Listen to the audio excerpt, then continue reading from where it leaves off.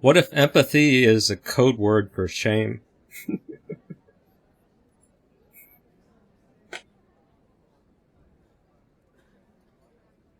So if I go into a room and I say, and I just wonder, where is the healing on this? And I just wonder, where is the healing? Is this supposed to be healing? Is this supposed to be healing? if you're hearing is this, supposed to be healing? Is this supposed to be do healing? you feel like you're supposed enough, to be or do you healing? feel like Is you're this not supposed enough? to be healing? Is this If supposed you're on to the be receiving healing? end Is of this this supposed message, to be healing? Is this do you supposed feel to be shame? healing? Is this supposed to be healing? Is Or this do you feel supposed to be empathy? healing? Is this supposed to be healing?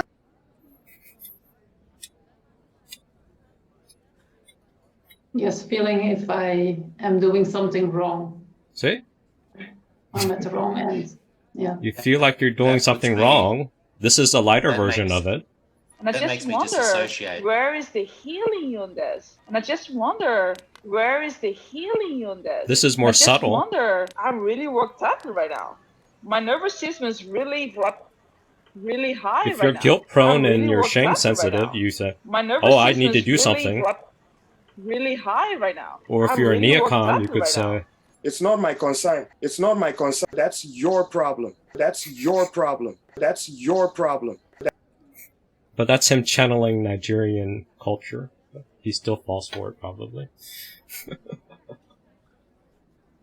So if you're hearing these terms for healing and empathy and all the other stuff, but you're feeling shame, you're feeling you're not enough, all they've done is they've taken shame, flipped it, because empathy is part of shame, and they're flooding shame onto you with words of healing and empathy and compassion.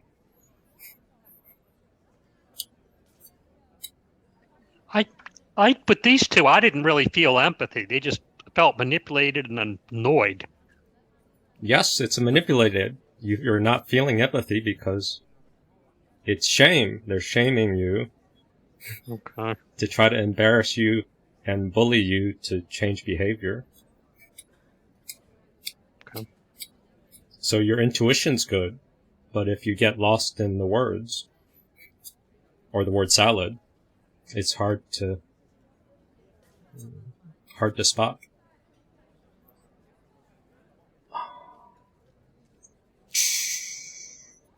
I didn't know how to introduce this, but since no one's acting out yet, we can... Well, is there an example of healthy empathy? You know, where it's not manipulative, or If we're successful by Act 2 or 3, we'll try to get there. Okay. We have to spot the landscape first, because it's more exciting. Because if you do healthy empathy now without you understanding what the bad empathy is, or what the fake empathy is, and what the shame is, it's very easy for you to use your idea of healthy empathy to cover up. So it still ends up being shame. Empathy and shame are the emotions of covering things up or uncovering. So if you cling to the idea of positive empathy and you perform it and you force it on yourself, you can label empathy, but if you're covering up your true emotions or somebody else's true emotions, that's shame.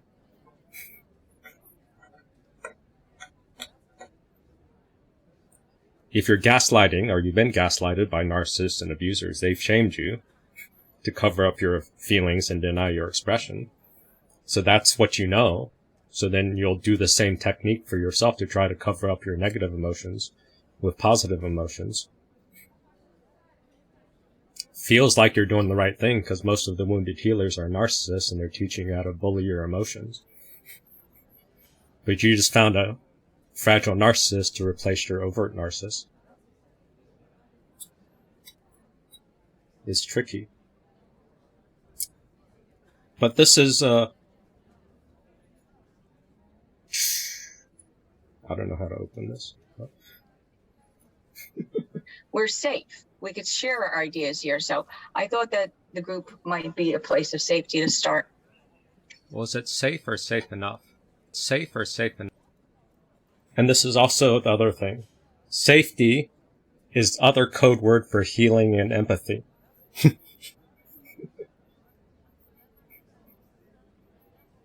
You can cry safety, or you could cry, I'm feeling attacked, and that's another way of trying to...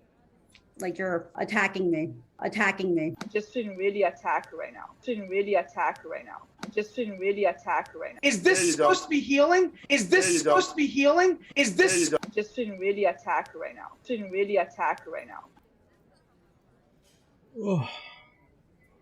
And that's just code word for...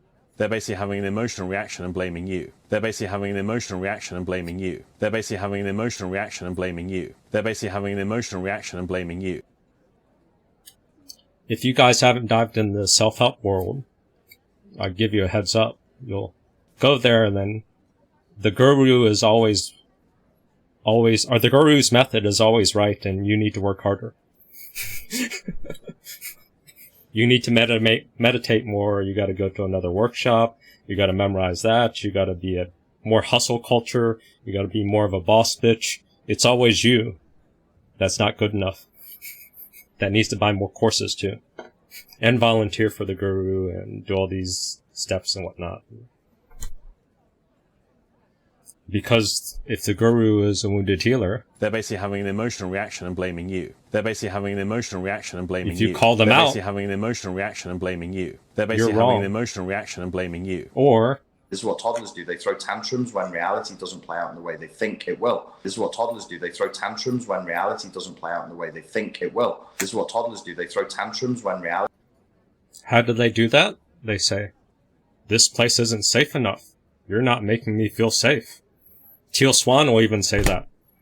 Your presence in my center with my circle of trusted peers, you are not making me safe when I'm in my home base with all of my trusted peers. You're not making me safe and you have to change.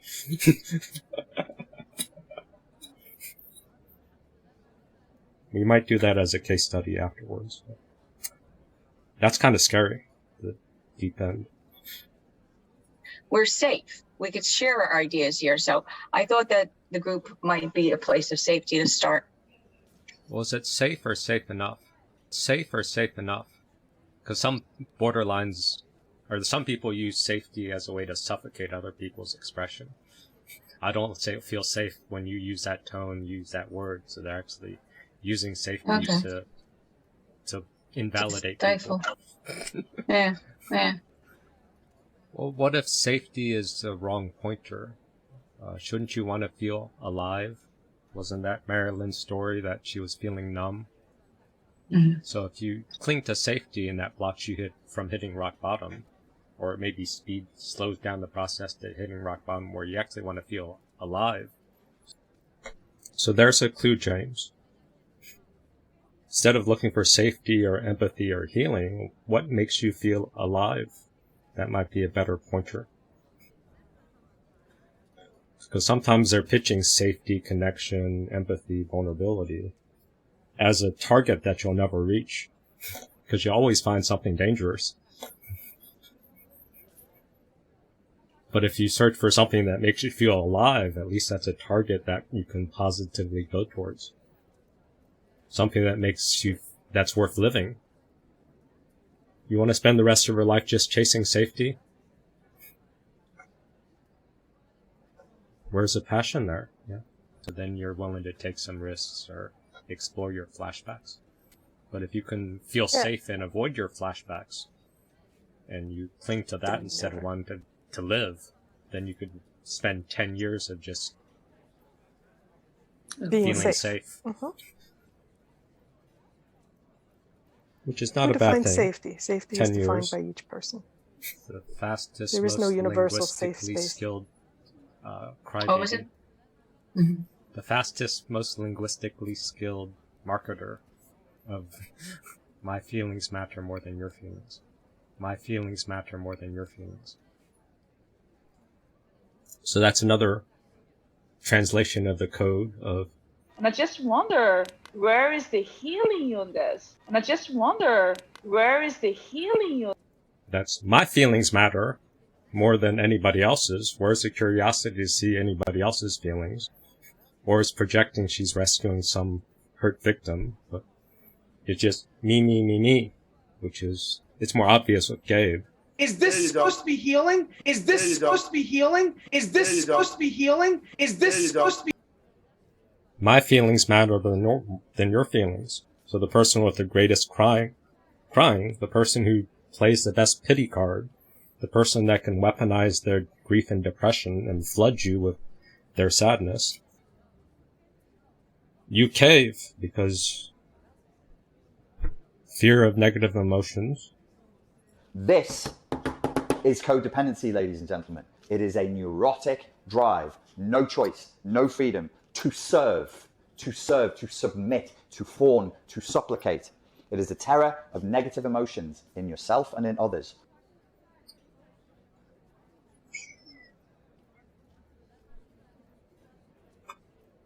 So my feelings matter more than your feelings. That's a code. Just feeling really attacked right now.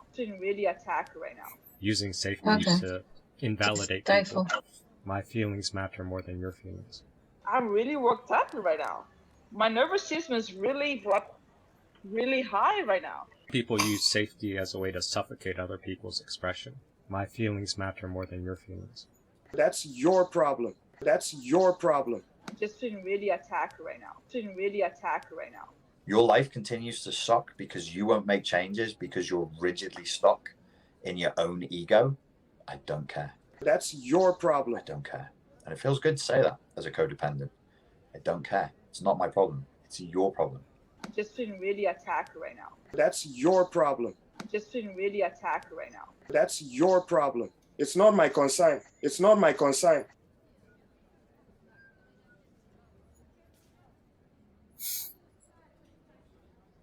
Was that triggering? Are people okay? Was that you? Attacking or unsafe? We'll give you the floor to counter if anyone wants to counter or stand up for the hurt, vulnerable. I'm just feeling really attacked right now. And I just wonder, where is the healing on this? What would be healing just to myself, some sort of healing? What would be healing just to myself, some sort of healing? What would be healing? Because it looks innocuous, and you find a good wounded healer that gives you the inconsistent empathy, or the projection of empathy. Inconsistent empathy. But you don't see the inconsistent empathy. Until they're triggered. Until you push one of their trauma buttons, and then they split, and bam, you're the worst person in the world because you're making them feel unsafe.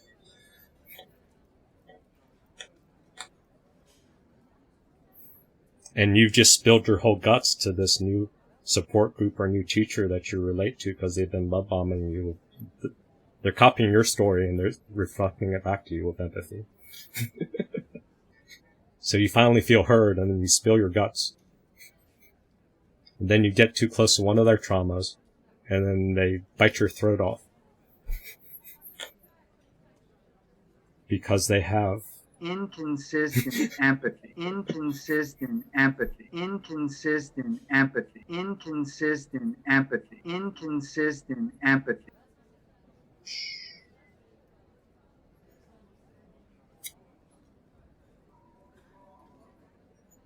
And this is Brene Brown's version.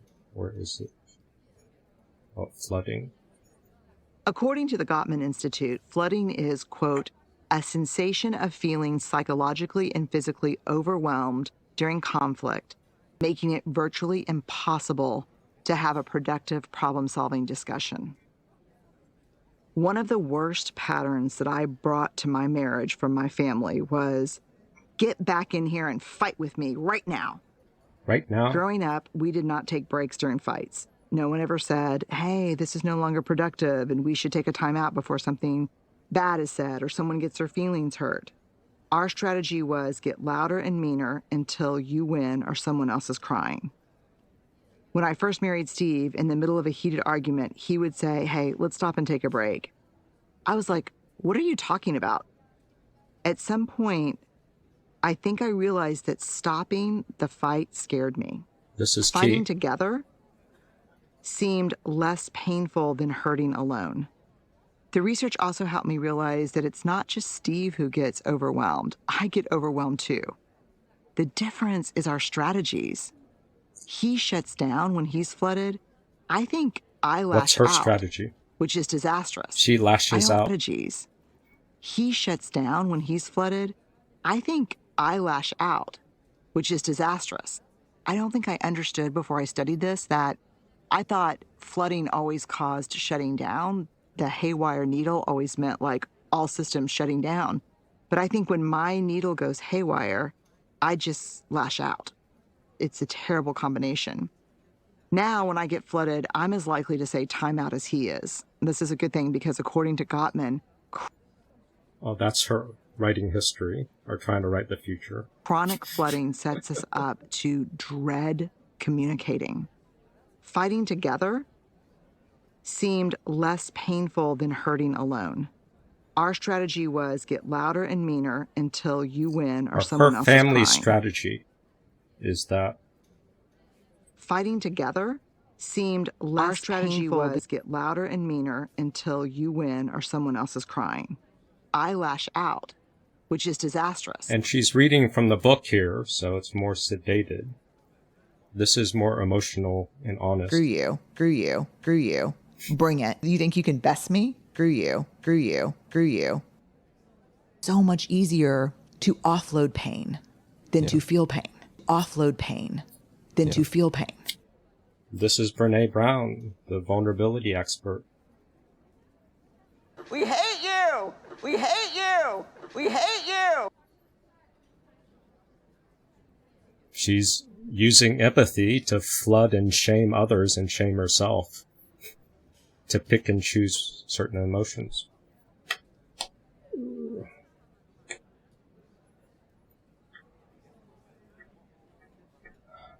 This is so hard to talk about. There's so many directions. Okay, since we talked about lashing out, is this going to make any sense? Oh, I already deleted it. Okay.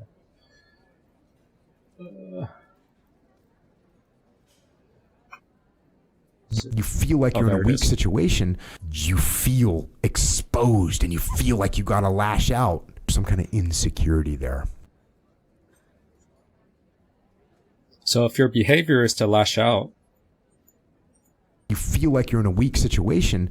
You feel exposed and you feel like you got to lash out. Some kind of insecurity there. If you address your insecurity and you give empathy and love and compassion and understanding with that, then you're more secure and you have less chance of lashing out. If you focus just on the behavior and you shame yourself, or you shame the person who made you feel like you needed to lash out, you make me feel unsafe, you're shaming to cover up your insecurity. So then it's shame instead of empathy. Empathy is to uncover, to be vulnerable, to understand, to go into feelings.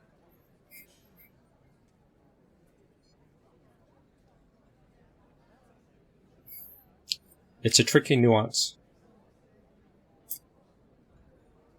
But the key is pity. Grief is the issue. Does anyone have a giant reaction to grief or the pity hook?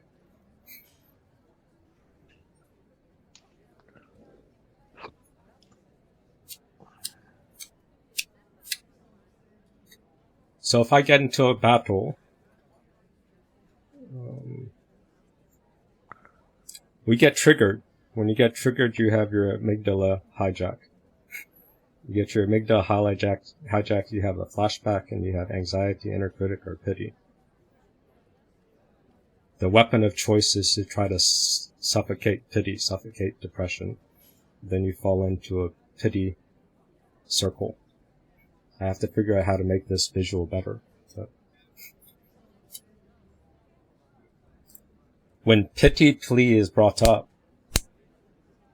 then you can either fight it or flight it. Eventually you freeze it with apathy. But you go fight or flight, and fighting is push. Flight is pull. So you say push-pull. Relationships that are good are push-pull. Those are the hottest, most exciting. So pushing is pushing out, acting out. And pulling is pulling down. It's giving comfort.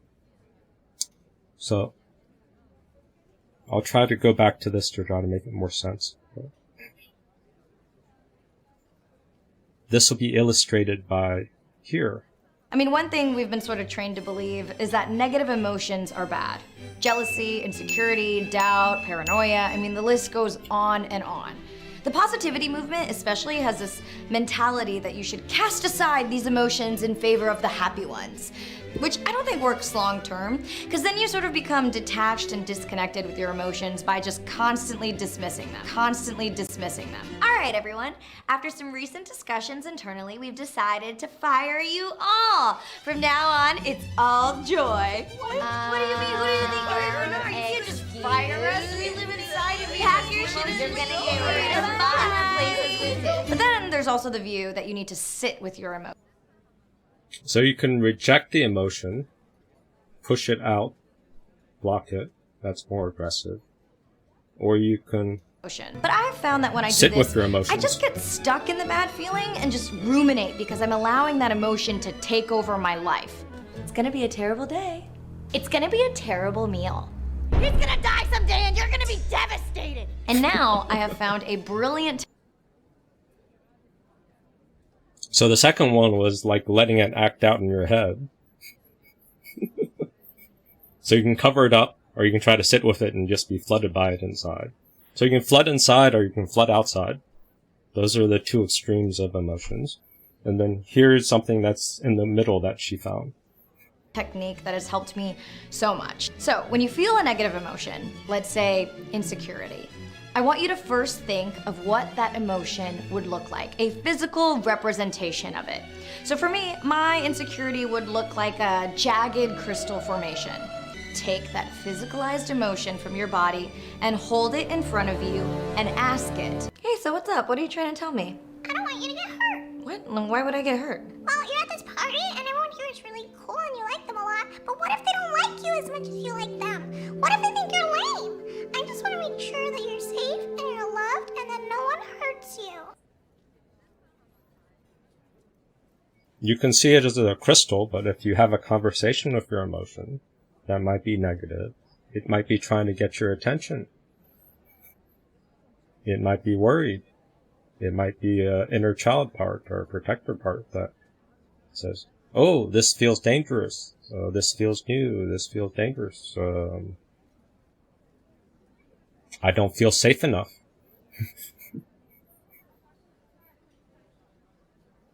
If you understand and go into your feelings, empathy, if you uncover those negative emotions and give it space into feeling empathy, then you can understand, integrate those feelings and those unresolved emotions.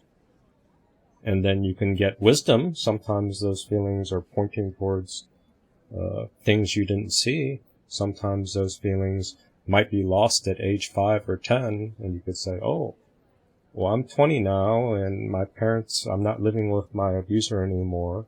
And then that eases the crystal with the eyeballs. So, for people who have emotions that look like that. Literally every emotion you feel is trying to do something for you. Whether it's your anger trying to protect you, your anxiety wanting to motivate you to do better, or your feelings of unworthiness wanting to make sure that you get the love you deserve. This is decent pointers, shortcuts. So if you exile your anger, then you exile your ability to protect yourself or protect your boundaries. Then you'll resonate with people that say, the world is unsafe. You need a safe place. Well, if you don't feel protected, it's because your anger isn't integrated.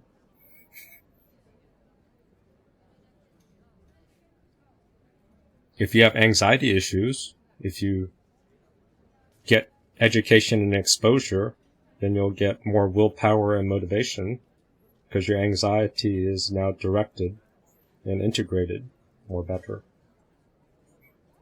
But if your anxiety is just flooded and can't navigate reality, then you're motivated, but you're just urgent and stuck because you're fritzed. And if you're feeling unworthy, it's a focus to work on your outer critic and figure out how it's sabotaging intimacy. But that was the last meeting. And that's tricky. But that might be gold. People figure out how your outer critic is destroying all of your intimacy and dumping your shadow on other group members in a very entertaining way. Observe. You need to think of negative emotions as misunderstood. Every negative emotion is trying to do something for me. Instead of just pushing it away or succumbing to it, I can now transform it into something that helps make my existence more bearable. Instead of just pushing it away or succumbing to it. So those are the two directions, pushing away or succumbing to it. You have pushing away, that's antipathy. Then succumbing to it, drowning and flying into the comfort, is two people drowning in the pity. Push-pull.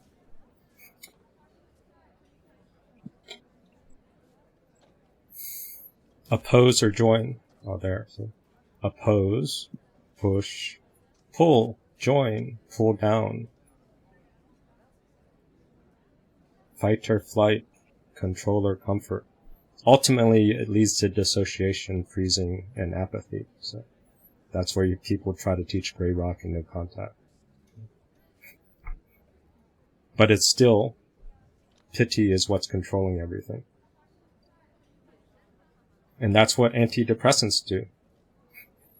Yes, they suppress both positive and negative because you can't selectively numb emotions. So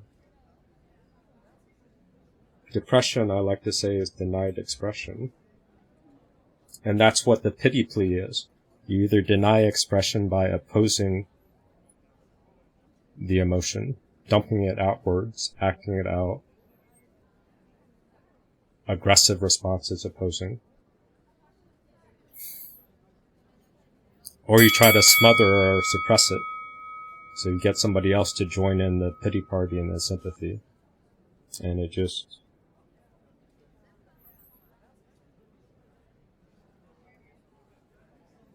drowns.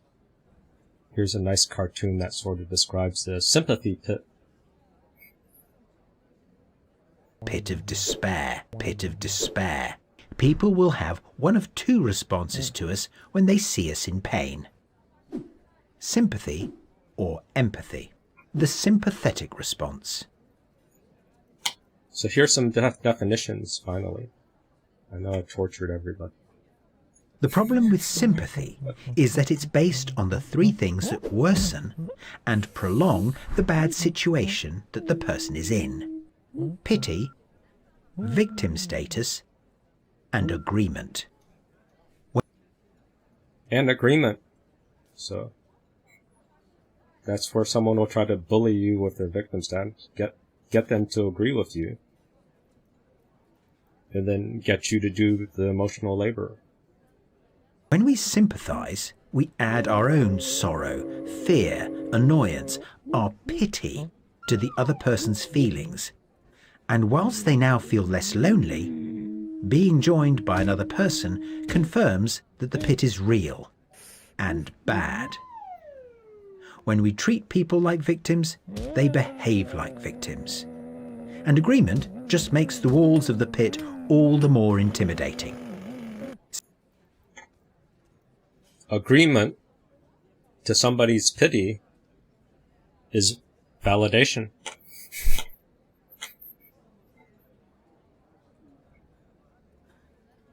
Validation feels good at first because you don't feel alone, but some people who get enough validation slowly realize that validation that's just validation of words is just empty. Because they're giving you the reward before you actually have the proof of the skill. They're giving you the lip service of the validation, but do you have the lived experience? Have you gotten out of the pit? Or are they just telling you, you're almost out of the pit? Or, oh, you just go no contact, you're never going to meet a narcissist again. Except now you have to have red flags for every single new person you meet. But don't think about that. Just think about how no contact makes you free. Don't worry about your sense of terror because you don't know when the next danger is coming.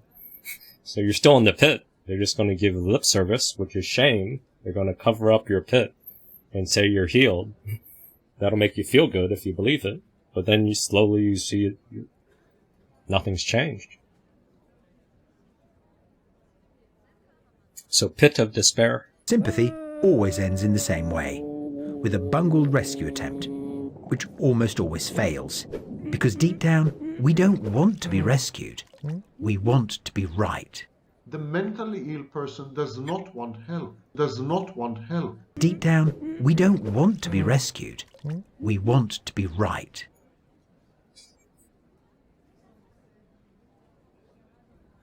This is the tricky thing. A lot of people would rather be right than be healed. A lot of people would rather be right than get better. That's the ego defense. So, and it's your short-term thing. You can fight to get right. You can fight for a cheap win.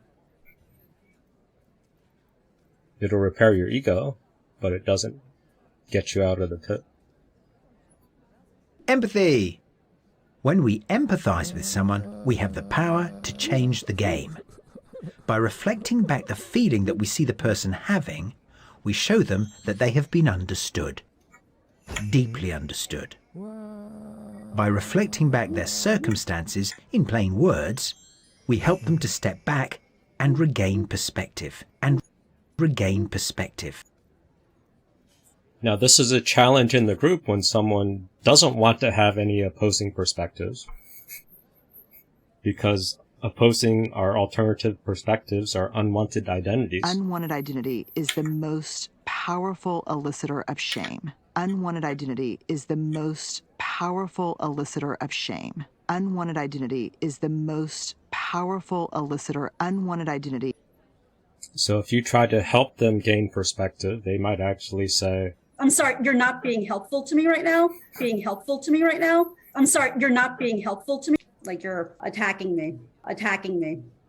Like you're attacking me. Attacking me. Or they'll say, like you're. I'm sorry, you guys are reading into stuff. I'm sorry, you guys are reading into stuff. I'm sorry, you guys are reading into stuff. I'm sorry, you guys are reading.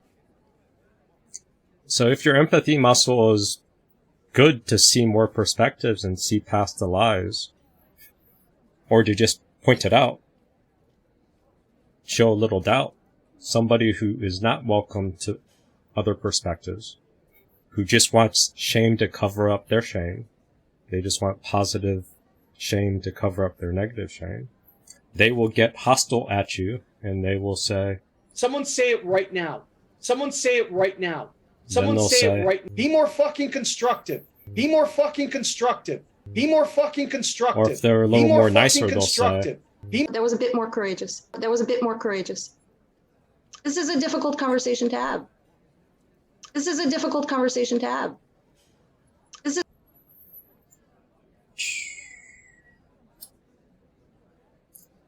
So, heart of empathy, because Jane was asking for the answers earlier, is gaining perspective. Empathy is work. Empathy isn't some decision that you have. It's not some commodity you exchange, not something you order at a drive-thru. It's using both cognitive and emotional empathy to understand more, understand what your emotions are telling you, understand what the other person's emotions and body language is telling you and telling us. But our group has been accused that reading into stuff. I'm sorry, you guys are reading into stuff. I'm sorry, you guys are reading into stuff. Or other people say, don't tell me about my body language or anything else. Just believe what I'm saying. That's sort of the code they want. That's not empathy. Empathy is talking out perspectives and then working to find what those emotions and your sensations are saying, what's going on. You build that, then you'll be safer with the next narcissist or cluster B or whoever abuser you're dealing with, because you'll be able to spot the deception. You'll be able to spot the inconsistencies. You'll feel safer because you have empathy that makes you smarter at reading emotions of other people, yourself, and the collective emotions. So perspectives, that's important. We help them to step back, and importantly, the belief that they can repair their own situation for themselves. When all's said and done, sympathy can actually feel nice for a bit. But when it comes to getting to a solution, only empathy has the power to get someone up and running again. We help them to step back and regain perspective.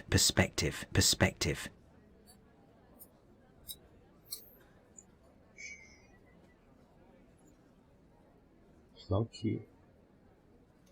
Engulfment. That's flooding. Okay, flooding is very easy. This is flooding.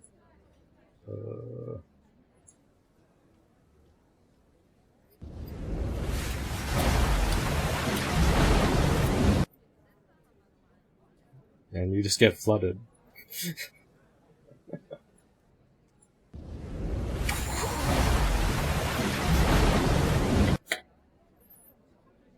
You just have to learn how to tolerate flooding. I don't know. People are going to use intense emotions, so you got to learn how to deal with the intense emotions.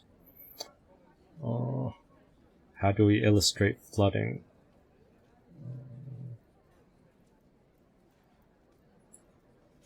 Okay, this is a minute and a half. We got to think about what kind of problem solver you want to be. We adults tend to be real keen on problem solving of the unilateral kind. So that's another term for flooding. Unilateral versus collaborative or side by side. So unilateral is top down, authoritative, competitive, engulfing, flooding. So what's the alternative look like? That's where the adult decides what the solution is and imposes it on the kid. And this is in the framing of working with kids, but with codependence, if your inner child is being yelled at by somebody else, top down, unilaterally, flooding you with judgment, then it's the same thing. Top down versus collaborative, side by side. Fueled by the fact that everybody in this room, me included, were trained in a certain way. We were trained. If you see this problem, here's what you do about it. Academia trains people linearly. Last week we talked about otherizing. So they look at a cause and effect, so they have a formula, a script. So when you go to a therapist, if they've been trained by academia, they're going to stigmatize you into the flowchart of what's wrong, cause and effect, and then they're going to top down gaslight you unilaterally to destroy the problem or exile the problem, because that's what academia teaches. They don't teach people to collaborate. They teach people to impose through engulfment, flooding, top down. Teacher mode. You ain't no school teacher. Don't fucking pretend to be authoritative with me. Like, no, you ain't no school teacher. You ain't no school teacher. You ain't no school teacher. So when you're stressed and you're in trouble, you can go into school teacher mode. And the first person that goes into school teacher mode and can hold it, they end up being the top, and the other person has to play the child. So, but if you're with someone who's more impulsive and faster, they'll beat you to it. So then you have to use channel Johnny Depp. You ain't no school teacher. You ain't no school teacher. You ain't no school teacher. You ain't no school teacher. You ain't no school teacher. But then they still might flood you with something else. So it might not work. But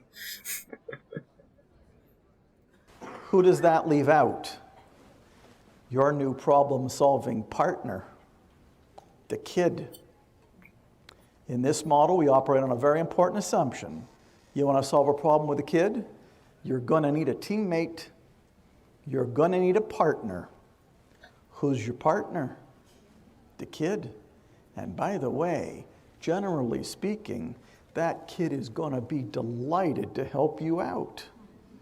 He or she has been wondering for a very long time, how come we adults keep trying to make things better without his or her input, without his or her ideas, without his or her involvement, without their sign-off? This is problem solving of the collaborative kind. It's something you're doing with the kid, not to the kid. So how do you treat your inner child? How do you treat your negative emotions? Do you work with your negative emotions, or do you talk down to your negative emotions? Your despair and your depression, are you working with that? Or are you talking down to it? Are you controlling it through shame and exiling, guilt and shame?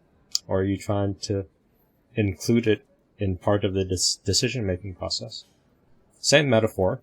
And then codependence will, the way you treat your inner child is the way your outer critic is going to treat somebody else's inner child. So you'll act out your inner programs with other people that trigger you. That's why this group is good. When you can watch the videos, you can see your inner programs get acted out outwards.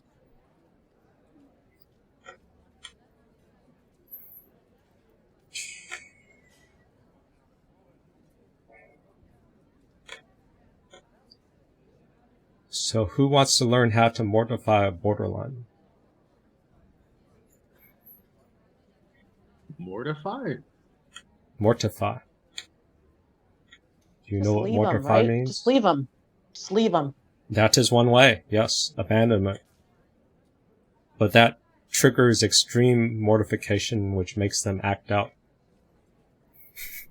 They're highly defensive to abandonment terror. So if you just leave them, they're gonna attack you and mortify you too, and then get you chasing them so you aren't able to leave them, because that's what their defenses are. So leaving is one of the things. Bachman talks about that, but he gives two other methods. Narcissistic mortification is the total disintegration of the narcissist's defenses, including his false self. Narcissistic mortification is the outcome of public shaming and naming and humiliation. So that's narcissistic mortification, public naming, shaming, humiliation. I would recommend do it third party. So try not to be the agent of the humiliation, but if you can make them fall on their face in public due to their own fault or somebody else's exposure, that's a better play. And it's even better if you inflate their ego so that they fall on their face publicly. That's better. That's more satisfying. I don't know how organized codependents are to do that. But in contrast, borderline mortification is coming. The borderline reacts with injury or mortification to abandonment, rejection, and ironically, to engulfment. See, Laura was right. Leave them. Abandonment and rejection will mortify a borderline. Yes. I recommend engulfment.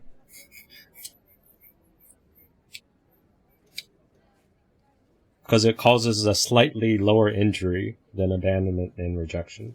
But yes, everybody else and the borderline will push you to want to abandon and reject them, but that's exactly what they're used to dealing with, and they'll be hyper defensive and hyper reactive to abandonment and rejection.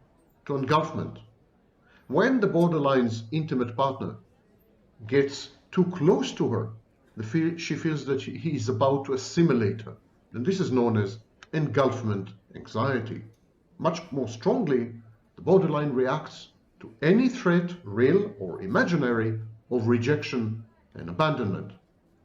Now, the thing with borderline is because they have dysregulated emotions, because their emotions overwhelm them, drown them. They are not firewalled against emotions, and they cannot regulate the intensity or the occurrence of emotions. We can generalize and say that borderlines are only mortified. They are very, very rarely merely injured. They go from 0 to hero, or from 0 to 60 in no time. So here's the sequence: abandonment, rejection, humiliation or engulfment, mortification, decompensation, losing all the defenses, acting out risky, reckless, defiant actions, including aggression and violence. That's the price of using abandonment and rejection against a full-blown borderline. They'll split and they'll act out with aggression and violence. So, if you're okay with that, you can try that. I still recommend engulfment. Cheating, drinking, shopping, you name it. The acting out abates. The secondary psychopathic state reverts to borderline. The borderline, besieged by shame and guilt and other negative effects, is mortified, and for a while she quiets down. She just sits back and kind of reviews her actions and her life, attempting at least to derive some lessons.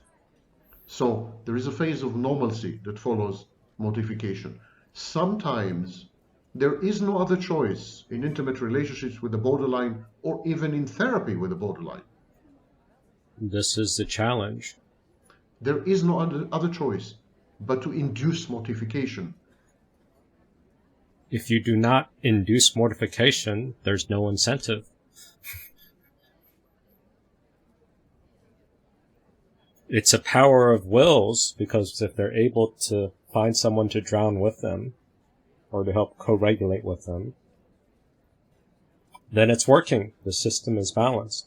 But ultimately, the favorite person's soul gets eaten away. So then they're still going to mortify the person, but it'll be through abandonment and rejection. So why not do engulfment earlier?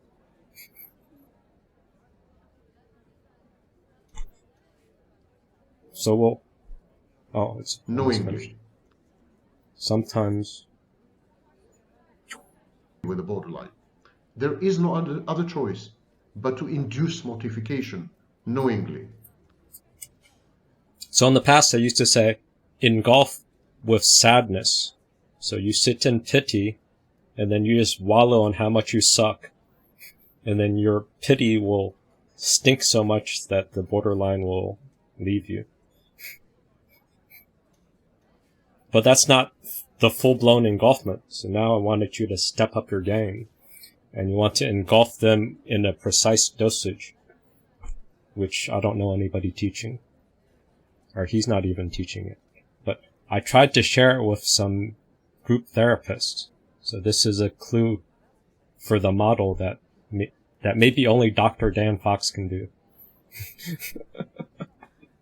He sort of embodies that energy for full-blown reactive borderlines. Psychotherapy has been focused on a more of a narcissistic angle of neuroticism of the founders. Fragile narcissism has a tendency to over-categorize things and focus on narcissistic injury, ego defenses. Think of Freud and all his coping strategies to build your ego up. Now, on the flip side, I'd argue that social justice warriors and all this current movement is hyper-borderline, which is hyper-irrational, hyper emotional, all about an infinite amount of interpretation of what you say, how it impacts my ears. That's flooding. So if there's infinite amount of ways that you can be wrong, you're not good enough, you can be canceled. The social justice warrior movement is using flooding as a tactic to control behavior or to silence dissent. So if they're using flooding, you use flooding back, which is tricky. So this is experimental. So all the tactics of cancel culture and all this, these behaviors they're doing is very stereotypical of a borderline who's facing abandonment terror. So their abandonment terror of not feeling belonging, they're going to push on you, anybody who's breaking the rule. That's the energy of cancel culture. They're going to try to infect you with borderline abandonment terror. But once he caved to it, now he's slave to being afraid of abandonment terror. That's a borderline infecting people with walking on eggshells, a common trait. Oh, that's good. That people do. So That's very interesting. Psychotherapy has gotten taken over by borderline moves in addition to America. So it was narcissistic. I'd argue. Haven't all of you intensely neurotic response in the midst of a disaster? Yes. It was terrible. You played neurotic, but a borderline does not want you to see their worldview because they have no worldview. It's emotional containment is the issue. Right. So he had an issue where he got shut out through culture wars and he was ahead of some conference or something. But since he didn't say the right words for the progressives and whoever, he got just erased from the group. And then he wanted to explain himself, and then he was mansplaining, so he got cut off more. So he was using a narcissistic strategy. But the borderline is containment. So here's a clue for engulfment for James, he asked. Okay, yeah. So, but to say this is terrible, what's happening, your understanding of it, tell if me you more can about hold it. the depressive state and own sad baby, Right. you can diffuse some of their sad baby, and they'll get a little closer to rationality. But they're flooded. You're flooded. If they're flooded with sad baby, that's another pointer to say that it's a pity, sympathy plea. Unresolved grief. So if you don't honor their grief, they're going to give your life grief and make your life miserable. So if you know they're going to try to drown you with grief, you respond and jump into grief first.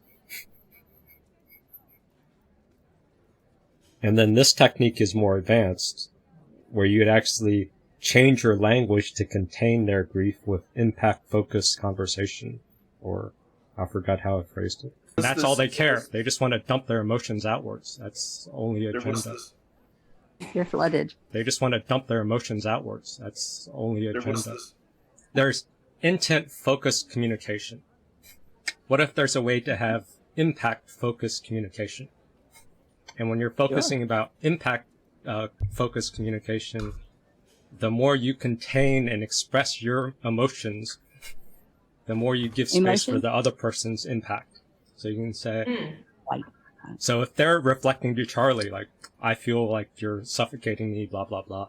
So you take the spotlight from the borderline or from the wounded person. Here we go. And then you say, oh my God, I'm so sad you're hurt.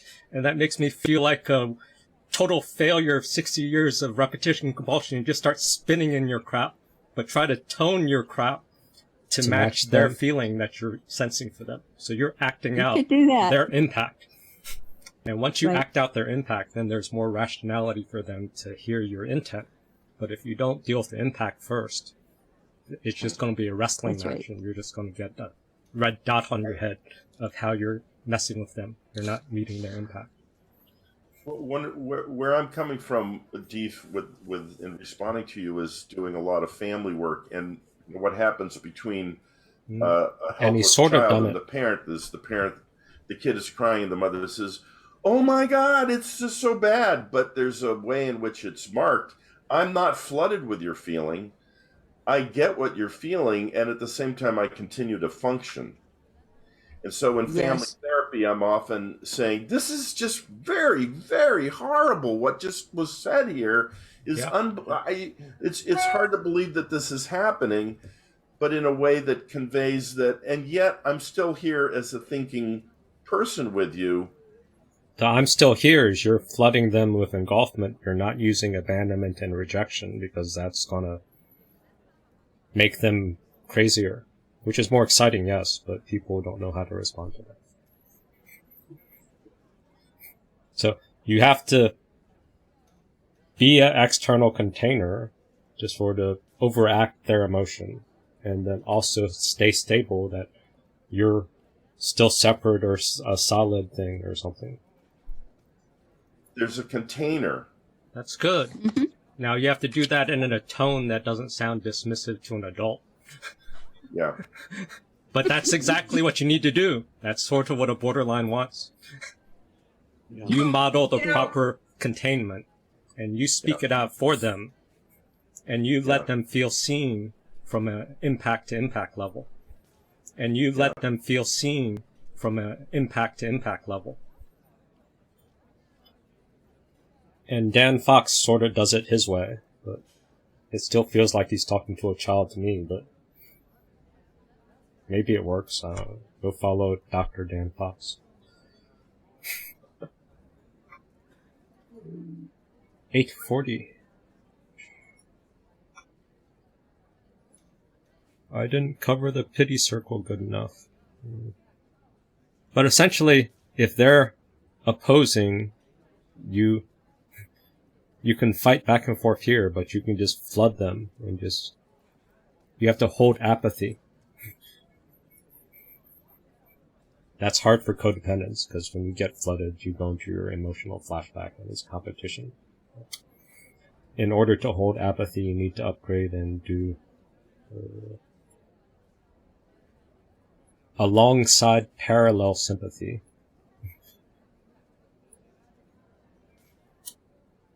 Side-by-side empathy,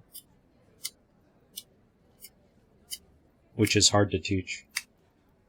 That's like holding space for people. Then you're calming them and you're going into the feeling, empathy, into feeling. And when you go into feeling, you're trying to evoke motion. So you're trying to stir things up and increase emotion. Where if you're in a group and you want people to be safe through rules, you're actually trying to stifle emotion. You're trying to make rules to squash expression. If you make rules to squash expression, you're controlling safety through dominance and authority top down, which is continuing codependence. So, it's not a safe enough group. It's actually a safely dead group if you have too many rules that block authentic expression. Because emotions need to evoke motion. But one person getting emotional triggers other people getting emotional, and then people get triggered and fight each other, and then it's a mess, yes. That's why you have to also stay calm and centered. Someone needs to hold the space in the container. And then become open and aware to look at perspectives.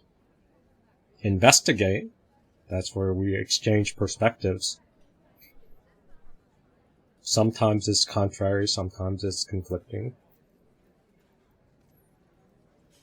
And you stay in the what the fuck space.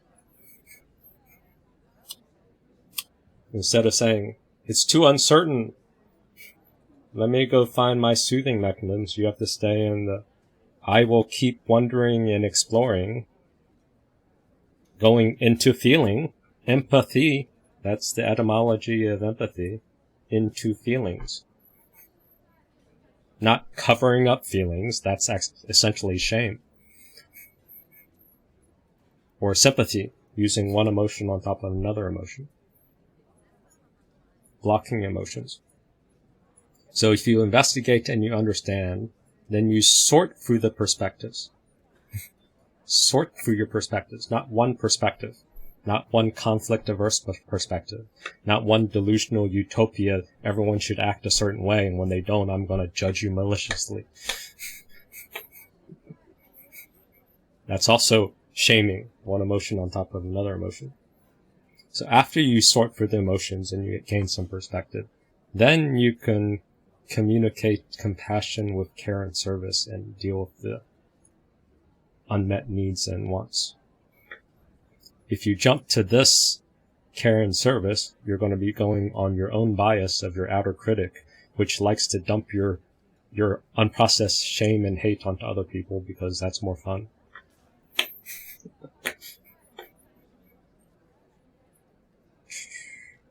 This does not have to be linear. You could do all 6 at once, or you could skip one and go back and whatnot. But this is a breakdown of a way of modeling Carla McLaren's work, which I'll put a link to the earlier meetings covering this.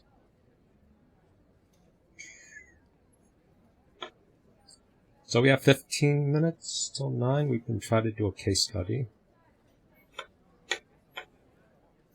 So for the new people, we have a lot of regulars who've been together, so we have a shared language. So some of the regulars here were for this meeting, so I don't know if it's going to trigger them. So. Ania-Khan was a little triggered in this meeting, I think, so I don't know if he'll get re-triggered. I'm not triggered. No, in the meeting, in the meeting of the video, the case study. Okay. Yeah. So I think we're in a lack Brad of agrees with Ania-Khan on the pattern.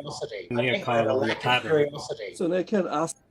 So the lack of curiosity, that's him reflecting lack of what the fuckness. Lack of exploring different perspectives, and he's sharing that. That's being empathetic. Communicating perspectives, trying to encourage more perspective, more communication.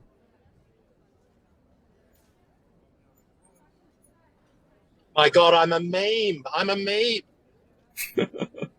No, it's a replay. We have one meme of you. Though that could be another one. Yes, that is good. It's a question, right, of Holly and Laurie, and you sort of answer it. But somewhere in the back, there's still this thing to get even. Say, hey, what was that about? There's still this thing to get even. And that's a reflection of something that Pankaj saw, which could be right or wrong. It's just a perspective that's thrown out there. That's also part of what a group can do. It can help show you blind spots, which might be wrong, might be right, but it's just a perspective. And the perspective is something that you can sort through on your own time.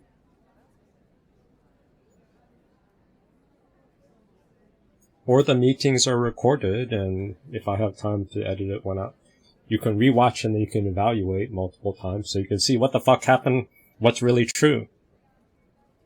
But that's a lot of work for someone who has mental issues, so maybe they just want to believe what's right, what they think is right, and they want to ignore any contrary evidence. And if you want that, you can have tons of support groups. That's the norm in every other support group to validate your fucking lie. So go there to get your lies validated, or go pay a therapist to get your lies validated.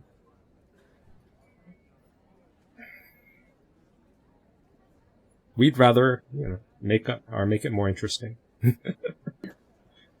That's the open. Get even? That's the open. Mine wasn't get even. It was a genuine curiosity. Okay. I don't know this group just like you guys don't know me, so I'm trying to get to know, and I guess my assumption is because these type of discussions on narcissists, these types of groups are typically more open. This is an interesting assumption. I didn't see this coming. Her assumption of these groups is this certain behavior. So. To just go ahead and ask somebody, do you have an insecurity or is something behind that? So I wasn't worried or threatened to ask. Yep. So Laurie wasn't worried or threatened to ask Ania-Khan if he was insecure because she thought that in normal narcissist support groups, that's totally open. Where did she get this assumption? In this group, yeah, we let it fly. But I don't think it's in other groups. So, yeah. Because when you asked if someone is, well, why are you insecure? So there's like an embedded message in that you are insecure. Embedded message in that you are insecure. I wasn't insecure in asking that question, but I do have insecurities. This is called distorted listening. Also a sign of poor empathy or listening skills, because Pankaj was set. I think he was trying to say that when she was asking someone's insecure, it's an embedded message of judgment, and then she's taking it like, oh, I don't think I was insecure. You guys can re-listen to it and see if you heard the same thing. So this is Pankaj talking about. So there's like an embedded message in that you are insecure. Embedded message in that you are insecure. So I guess it could be like that she's insecure, but I think Pankaj is talking about a neocon being insecure. Is that what most people get? She took it as that she's insecure, which we'll give her the benefit of the doubt, but it was a bit. I wasn't insecure in asking that question, but I do have insecurities on other things, that's for sure. Other things? Are you curious as to why a neocon and I have formed that view? I am curious, but that is part of like where my trigger starts, because in my upbringing, I was shamed for being curious. So that's how my trigger will show up. I'll claim up. Okay, that makes no sense, but does Brad say it makes sense? Okay, that makes some sense. Well, some sense. She is curious, but she was shamed for being curious. And when she's shamed for being curious, she clams up. But is she curious about Brad and Nikon's curiosities or questions? Did she answer?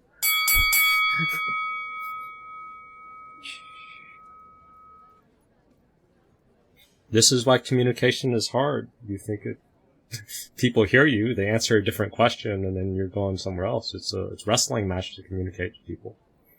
And she's not even being that word salady, though she is a bit defensive, I guess. So what if your upbringing trigger of being shamed for being curious makes you position your questions and your statements in a slightly more guarded way? Claim up.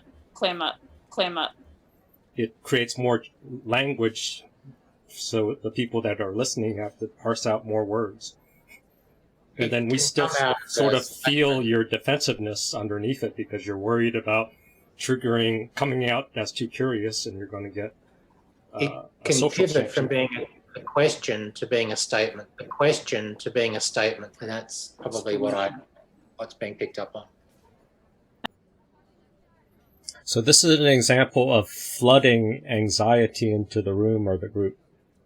So her defensiveness or her way of answering questions, of interacting, has a highly defensive and paranoid energy. So it's hard for us as a group to not reflect or act that out.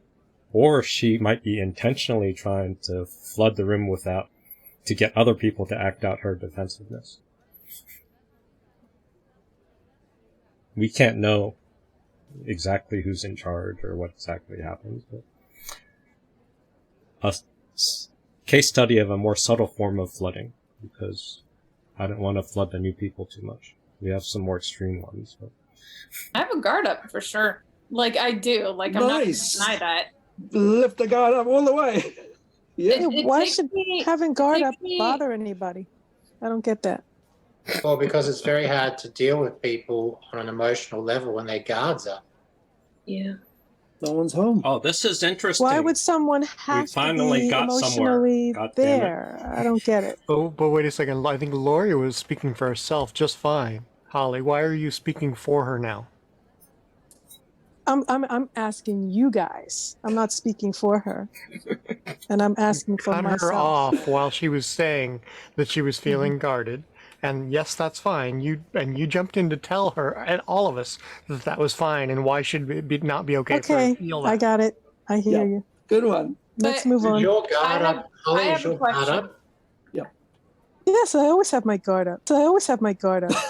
So I always have my guard up. I have a question. I have a guard up for sure. She has a question. Do you think it's loaded or defensive? It's coming. So when someone says, I have a question, or they open something without just saying it, usually that's like loaded or something, or ulterior motive. Or it's good. You're like, oh, or you can have like openers like, the reality is, and you can say it's just these openers that really preload the expectation. They're beautiful. So, she has a question. It's coming. For sure.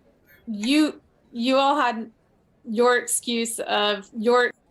Y'all have your excuse. No judgment there. Y'all. The whole group. Excuse. Well, the pattern thing is because you don't know the group yet, and so that's just how it is, because there's a pattern of the patterns and whatnot. But I have a guard up for sure. So I have to get to know the group, but it seems a little bit hypocritical, jumping on me to like for having a guard up, hypocritical. It seems hypocritical, the group jumping on me, which is like you're attacking me, like you're just feeling really attacked right now. It's also right now. Is this supposed to be healing? Is this supposed to be healing? Is this supposed to be healing? It's just softer. It's essentially the same message. And I just wonder, where is the healing on this? I'm sorry, you're not being helpful to me right now. I'm really worked up right now. My nervous system is really high right now. I'm really worked. It's just a softer version of the same message, isn't it? Re-listen to the question. That's just how it is, because there's a pattern of the pattern. You all had your excuse of... Y'all had your excuse, which is sowing doubt on... And y'all, the whole group, is stupid. Y'all have an excuse. You're hiding your truth or something. You're being guarded. I guess y'all had your excuse. Your excuse. Well, the pattern thing is because you don't know the group yet, and so that's just how it is, because there's a pattern of the patterns and whatnot. But I have a guard up for sure. So I have to get to know the group, but it seems a little bit hypocritical, jumping on me to like for having a guard up, hypocritical when I have to equally get to know all of y'all too. So you're making an observation or a feeling that you feel like you're being attacked or jumped. See, summary, reflection, trying to put words in to build a bridge. So I can get her out onto the bridge, so then she has to stick to a certain position. Or I could say, I'm so offended, and say, I'm hurt more than you, and then you have a victim battle, which is also somewhat fun, but usually doesn't go anywhere. But you can do that too. But you can do the boring thing of empathy and summarize and try to reflect, try to build a bridge. It's all because you're guarded. Is that what you're throwing in? The trigger is the hypocrisy. Well, that's the added.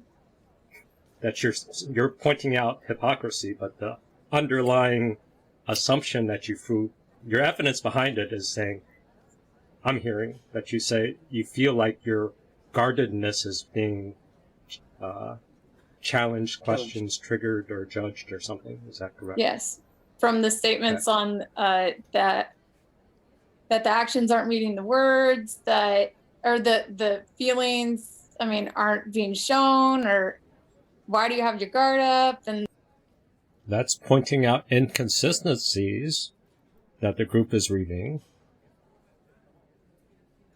Shouldn't that be fair game? But she's finding that hypocritical, or she's labeling that as hypocritical to say, you guys are more wrong than me. So now it's a blame game, a little bit. those kind of things, it's like, well, because I don't know you guys yet. Because what's wrong? Why do you have your guard up is being interpreted as you shouldn't have your guard up. Yes. Has anyone's explicitly given you an injunction or a judgment to say that you should lower your guard or it's bad to have your guard up. No, She's other thinking. than, I guess, just tone of voice to some extent. To some extent. So there could be some tone of voice that is making some sort of judgment about guardedness isn't the ideal thing. Or Yeah, I have a guard up for sure. now, would you agree that it's possible to have too much guardedness? And that would Yes, but I view it more as it is too much guardedness if you let it keep going once you have gotten to know somebody, rather than like guardedness based on an initial meet. That's how I view it. An initial meet, I think it's up to the individual how guarded they want to be or not. But if I'm interacting with someone and it's a pattern that they're always that guarded and they're not bringing it down at all, then red flags go off. Red flags go off. So Holly just admitted to that. So I always have my guard up. Red flags go off. Red flags go off. That she's always got her guard up. So I always have my guard up. Which is where I think this is a good topic. Took forever to get to. Yeah. But Wow. if we could just talk out guardedness before jumping into another layer, I think this could be a very useful exploration. I'll use like Brad's pointer. Took forever to get to. We spent an hour on this. My time has been wasted.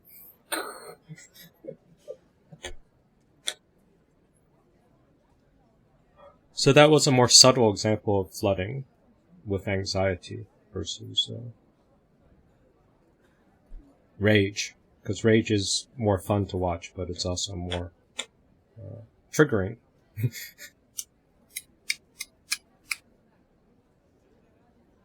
So we only glossed through the mega map.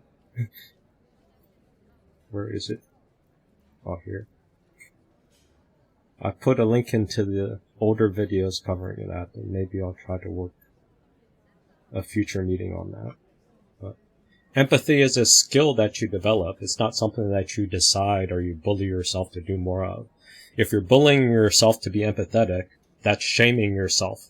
So your empathy is going to be tinged with shame and judgment.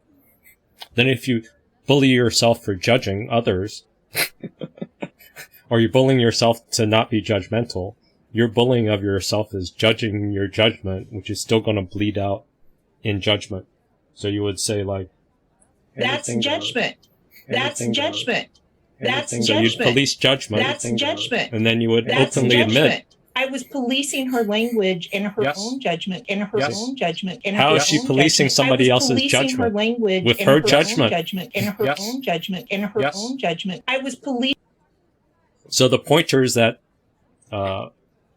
whoever's throwing out there to say no judgment and empathy, they're not teaching you how to build the muscle. They're just teaching you that you should do more of that. And the only way you can shortcut the result is by shame and judgment, which means the more you bully yourself or try to be empathetic and non-judgmental, it comes out worse because it's not authentic empathy, because empathy takes work. You have to go take the time to rest and digest and investigate and stay in calm awareness to see what's happening, to be open to other people's opinions instead of just judging your own opinion, just judging the whole group and saying the whole group's wrong because I just have a flashback that said this is what's wrong and this is what's right.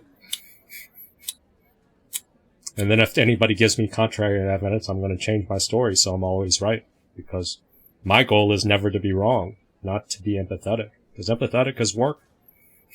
It's not easy. That's why it's an ideal word, teaching and promoting, but you have to build the skill.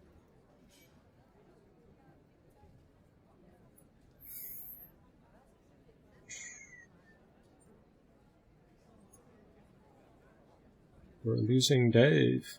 Happy 4th. Oh, we didn't dive into containment. Oh. So, how empathetic was that? Oh, let's go end with Renee then.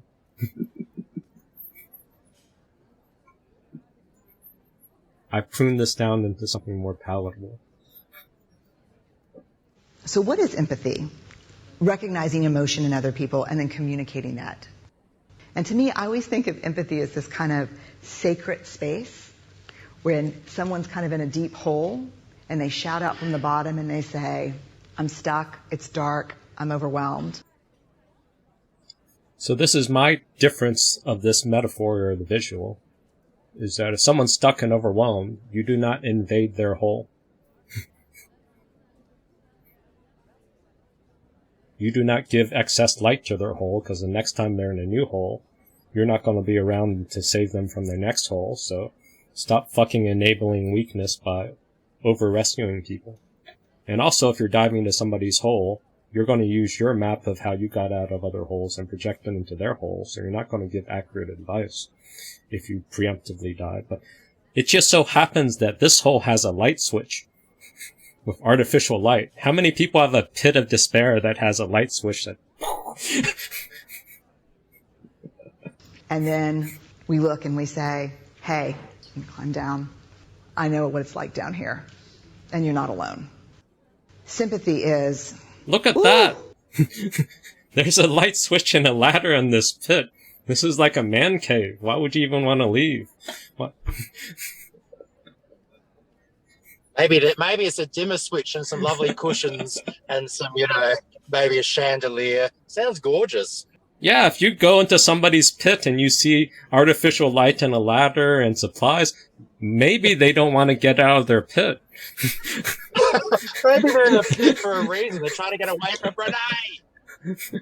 If their pit is this comfortable, maybe their plea of saying, I want out of the pit, is a lie. The mentally ill person does not want help. The mentally ill person does not want help.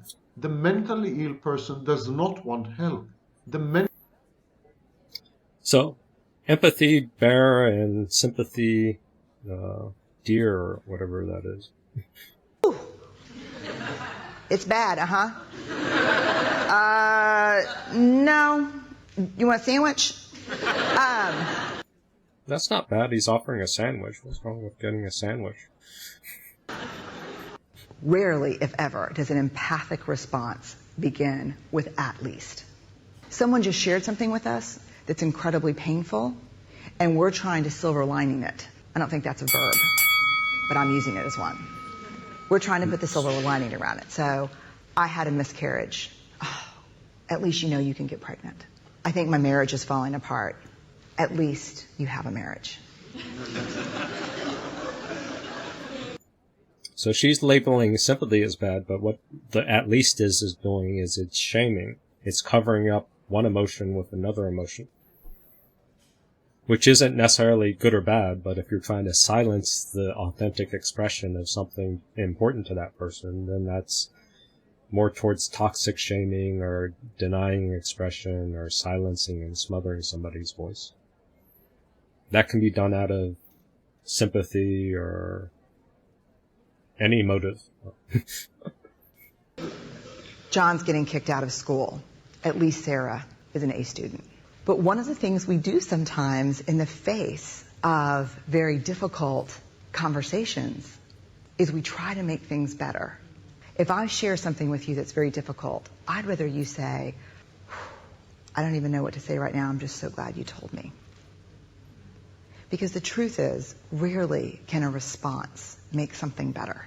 What makes something better is connection. Another way of connection is giving them language and giving them space so they can explore their unprocessed, nonverbal, raw pain and break down without having to worry about keeping up appearances with you or other stuff. That sort of connection would be more valuable than just hugging them and telling them you're not alone, because who the fuck cares? Except somebody who has abandonment terror. Yes, they would care. or someone who's trying to... What we're trying to do is mask pain. We're trying to mask vulnerability. What we're trying to do is mask pain. We're trying to mask vulnerability. What we're trying to do is mask pain. The pain makes him wake up. The pain makes him wake up. And like hurt. Sometimes human beings have to just sit in one place and like hurt and like hurt. Sometimes human beings have to just... Or if you're in a hurry. Stop it. Stop it. Stop it. When do I get my results, bastard? When do I get my results, bastard? When do I get my results? Thank you for not smoking. Pure terror controls behavior, but comes at a price. That is fucking terrifying. That is fucking terrifying. That is fucking terrifying. That is fucking terrifying. That is fucking terrifying. That. The time has come for this cookie. Nom nom nom nom. Oh, nom nom nom nom nom nom.